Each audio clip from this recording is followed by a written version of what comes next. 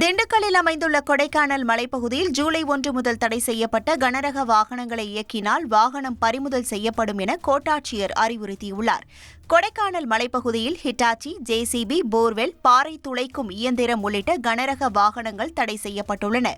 ஜூலை 1ஆம் தேதி முதல் இந்த வாகனங்களை இயக்கினால் பறிமுதல் செய்யப்படும் எனவும் உறுதுணையாக இருக்கும் அதிகாரிகள் மீதும் நடவடிக்கை பாயும் எனவும் கோட்டாட்சியர் திருநாவுக்கரசு எச்சரித்துள்ளார்.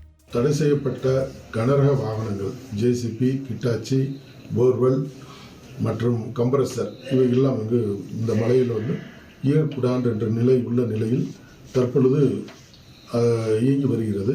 அதை தடை செய்வதற்கு நான் பணியேற்ற பின்பு கடந்த 2 மாதங்களில் ஒரு 15 வண்டிகளுக்கு போர்வெல் மற்றும் ஹிட்டாச்சிக்கு ஃபைன் பண்ணியிருக்கோம். 31ஆம் தேதிக்கு பின்பாக இருக்கும் வாகனங்கள் சீஸ் பண்ணி மேல் நடவடிக்கை எடுக்கப்படும், கடும் நடவடிக்கை எடுக்கப்படும் என்றதை இதன் மூலம் உங்களுக்கு தெரிவித்துக் கொள்கிறேன்.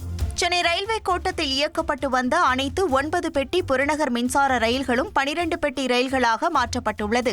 சென்னை சென்ட்ரல் அரக்கோணம் மற்றும் சென்னை சென்ட்ரல் கும்மிடிப்பூண்டி, சூலூருப்பேட்டை வழித்தடங்களில் பயன்பாட்டில் இருந்த 9 பெட்டி புறநகர் மின்சார ரயில்கள் அனைத்தும் 12 பெட்டி ரயில்களாக மாற்றப்பட்டுள்ளன. இதனால் கடற்கரை செங்கல்பட்டு பிரிவு, சென்ட்ரல் அரக்கோணம் பிரிவு மற்றும் சென்ட்ரல் கும்மிடிப்பூண்டி, சூலூருப்பேட்டை ஆகிய அனைத்து பிரிவுகளிலும் இனி 12 பெட்டிகள் கொண்ட ரயில்கள் இயக்கப்பட உள்ளன.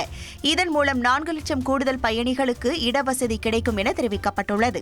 உங்கள் தந்திவன் தொலைக்காட்சியில் ஓ பட்டர்ஃப்ளை ஞாயிறு தோறும் இரவு 8 மணிக்கு காண தவறாதீர்கள்.